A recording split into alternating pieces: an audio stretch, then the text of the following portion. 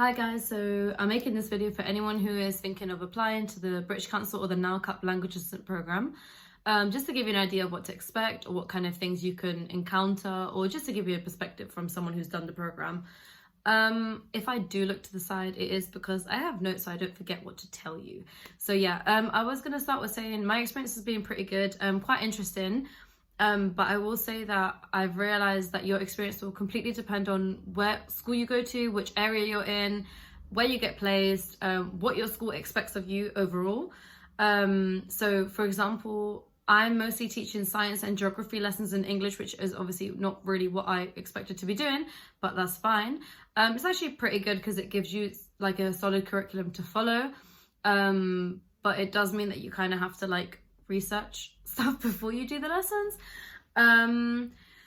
I know other people in different schools who, for example, do not have to prepare their own lessons. I provide my entire lesson, so I lead it myself, and I provide my own worksheets, and I just lead every single activity myself, which I know is not what happens with other language assistants. So for example, I know other people who literally either don't provide any resources themselves, some people who do, some people who literally are given an exercise to read out to the class in English and that is all they do the entire lesson. Some people who unfortunately, the schools don't actually even want them there.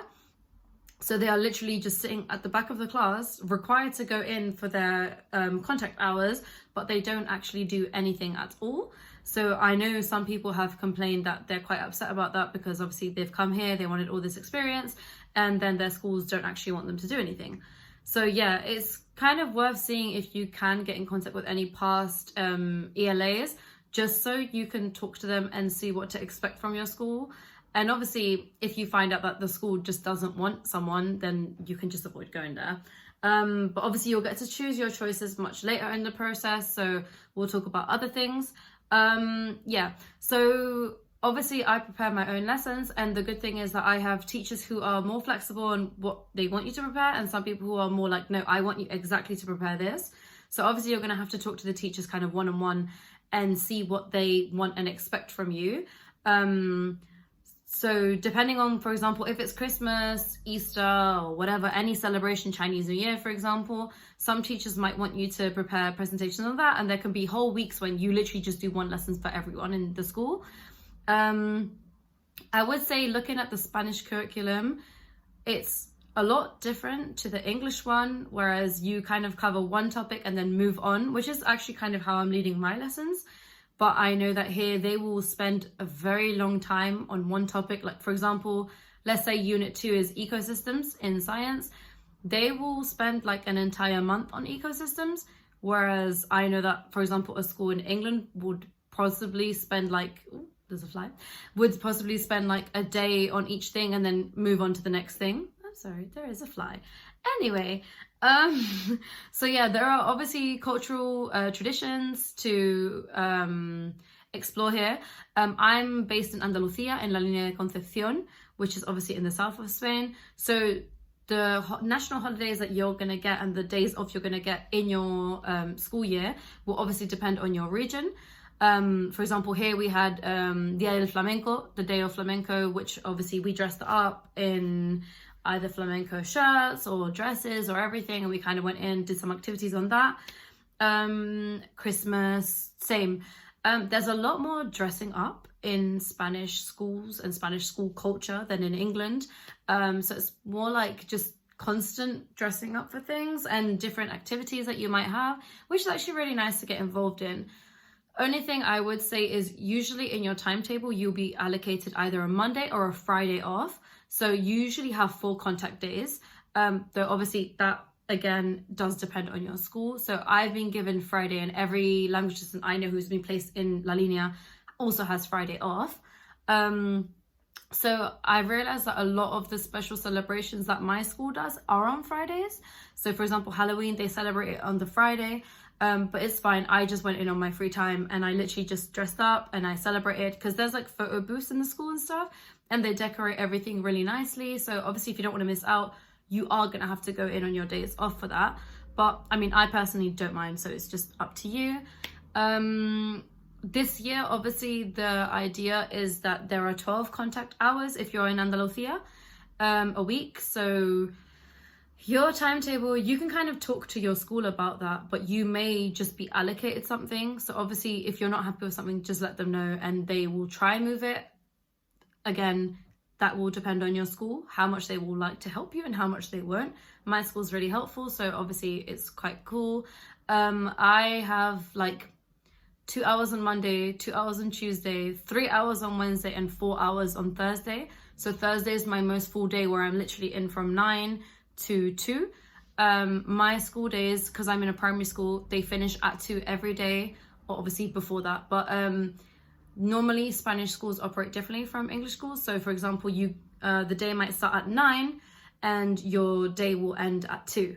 And then obviously you're free to do whatever you want. In secondary schools, that will be different. So I know some people finish school at like, I think 3:45 in secondary schools, and they start earlier. So they might start at 8:45 or 8:15. So again, worth checking out what you're going to be doing, where you're going to be, and how your school operates that. What was I going to say? Okay. The most important thing, I guess, is money. So this year, which I know has gone up for next year, but this year the grant or salary, whatever you want to call it, was 700 euros a month. I will say that's not really enough to live on here. I'm sure there are other places in Spain where it's fine, but obviously being in La Linea, you are attached to Gibraltar. And because obviously a lot of people work there, but they live in La Linea because it's cheaper, rent prices in La Linea are a lot higher than other parts of Spain. I'm flat sharing with one person, so my rent is 375 a month, which is obviously not bad. And we have a 3-bedroom house, so it's pretty good. 2 bathrooms, 3 bedrooms, kitchen, living room is, yeah, we have a big living room as well, and we have like a massive balcony on the roof and also like side balconies, so it is like, it's a good space. But I will say 375 for rent, and then usually it's around, so here I think it's, I might get it confused, but electricity, I think you pay it every month, and water is every 2 or 3 months. So the electricity, water, I don't know, one of them is around 20 euros a month, so that's not bad. So you pay about like 395, I guess. And then the other one, I will say, when the other bill came, I can't remember if it's electric or water, it was incredibly expensive, and it was like 200 and something euros for 2 months, which obviously when you're on a salary of 700 euros a month, it is not great. And it did kind of leave us thinking like, are we gonna stay or not? Because it was crazy. So that is one thing I will say. The good thing here is like living is relatively cheap, as in you can get by, you can eat. The best place to get your food is the market, which depends on your town. Here we have like a day market which goes until 2, and then like we have a main market which is on Wednesdays, but obviously I'm at work so I don't ever get to go there. The best place to go is the main market, which I can't go to, but we do have a food market here in La Linea, which obviously you can go get fresh food, fresh produce and everything, spices, whatever you want, olives, they're all there. So that's the best place to shop for value for money. There's other shops, like I found that you kind of have to go from shop to find where's best. So for example, Mercadona might be good for some things, but it is incredibly expensive for most things actually. Carrefour is good price-ish, but then you have to like travel half the city to get there. So again, not really the best idea. Obviously Lidl, great, but it's like pretty much out of La Linea, so it's almost impossible for me to really get there without ordering a taxi. So there's no point. But yeah, what I was gonna say is extracurricular things are very cheap in Spain. So for example, I was doing judo lessons and they were 30 euros a month for 2 or 3 hour lessons weekly. So like that's really good, because in England you could never get anything like that. And other things like flamenco, I know the same, about 30, 40 a month for like 3 or 4 sessions a week, which is great. I would say in La Linea, so in Spain, it's a lot cheaper to do activities. In Gibraltar side, if you were interested in that, if you're nearby, obviously in the south, it is a lot more expensive. Like, it is crazy expensive for most things. But at the same time, you have an arcade where like bowling is £5, and you would never get that in England. So hey. However, I would say, for example, the price of meat, it's really expensive in Spain. And I would say food in general is a lot more expensive than England. Quality of life is much better here.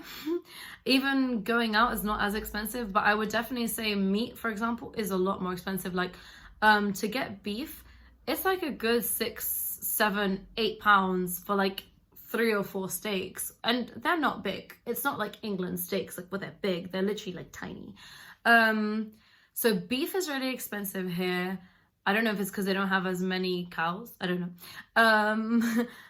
In lamb is pretty expensive. The cheapest you're gonna get, chicken is actually decent, but also compared to England, expensive.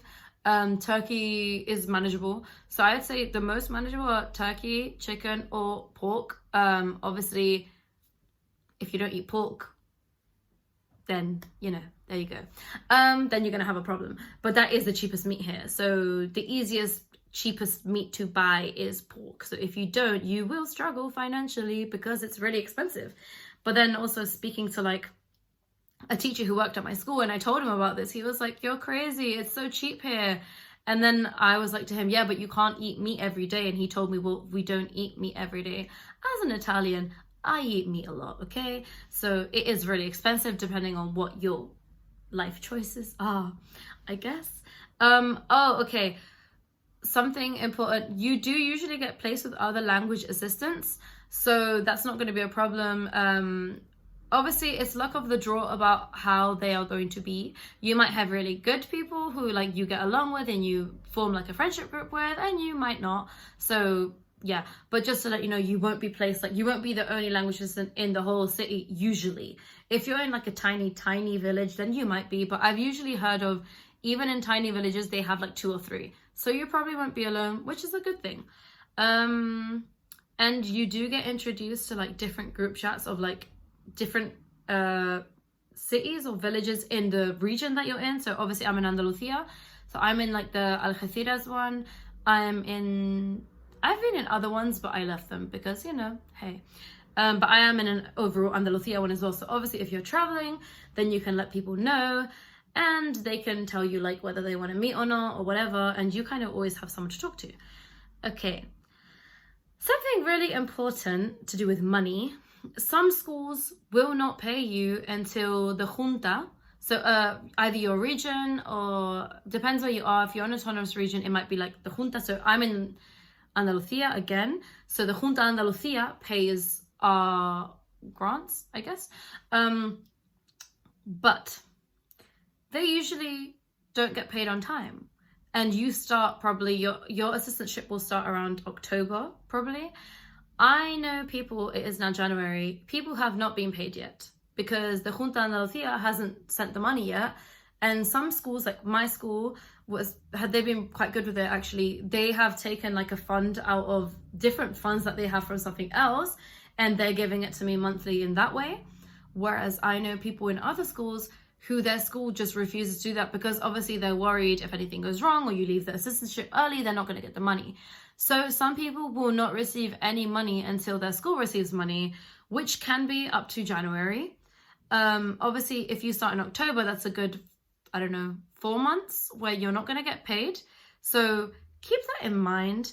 Either if you can bring more money, or if you have like a fund of money saved to help you get by, or if someone can support you. But if you're not willing to do that, then I would say if you see that in the first few months there's problems, you might just have to leave, which I know other people have done, because they've kind of been forced to leave because obviously they didn't have enough money to survive. So yeah, I was gonna say what else, something, oh yeah, in terms of rent, so obviously finding housing, the best places to look are kind of Idealista, the best one for Spain anyway. Obviously you can look online at other things, but Idealista is what I found the best. Or you can, for example, go to housing agencies. to find a house, which might be the easiest way. Obviously, when you move, which is usually in September, I mean, we came in late September, there is a lot of competition for housing, not only from obviously the assistantship, because everyone's coming at the same time. You also have people who are starting school there, you have other teachers, you have other people working, and obviously here near Gibraltar, you have a lot of workers who have come from other countries and they need to find housing. Obviously, it's cheaper in Linea, so they're gonna go. It's kind of a race, and you have to try find your house quickly. But yeah, I would say actually once you've found a house, can't lie, it is very expensive. And like, for example, for me, it exhausted most of the funds that I had saved. So I came with savings, we came with savings, and literally after moving to the house, we had nothing. Like, it was crazy because, so just for like an overall thing, which I've heard other people have the same thing. If you find a house for an agency, first of all, here you pay the agency fee, which is going to be half your monthly rent. You're also expected to pay 1 month's rent in advance, and usually you pay the month that you are spending as well. So that's about 2 months and your deposit. So you have, let's say for me, $750 for 1 month, then $750 again, which was like the 1 month deposit, and then $375, which was like our agency fee. So obviously after that was a lot of money. And then obviously you have to kind of set yourself up. So like finding anything for your flat. Obviously, luckily ours was kind of like, it came with everything, but you still have to buy things like pans, plates, stuff like that. You're gonna have to have them. Also, this is very random. I will probably do another video on other things that you want to hear about. But silly things to take into consideration. Washing detergent. Yeah, it's not the best here. I will say that. Depending on where you go, you have to kind of like play around with things that you might be used to using. So for example, washing detergent, I went through like 6 before I found a good one. I have like 6 things, like just different ones, and some of them are good and some of them are really not good. Other things you're gonna have to play around with, for example, shampoo and conditioner, because obviously water quality is different here as well. So your hair might react to that. Like I found, it was ages before I found like a shampoo and conditioner that actually worked with my hair and wasn't leaving me greasy every day. Things like pads, just for women. For example, if you are used to using Always, the best thing to use is Airvacs, because yeah, some things they're not made well. I'm trying to think if there's anything else I have to mention. Okay.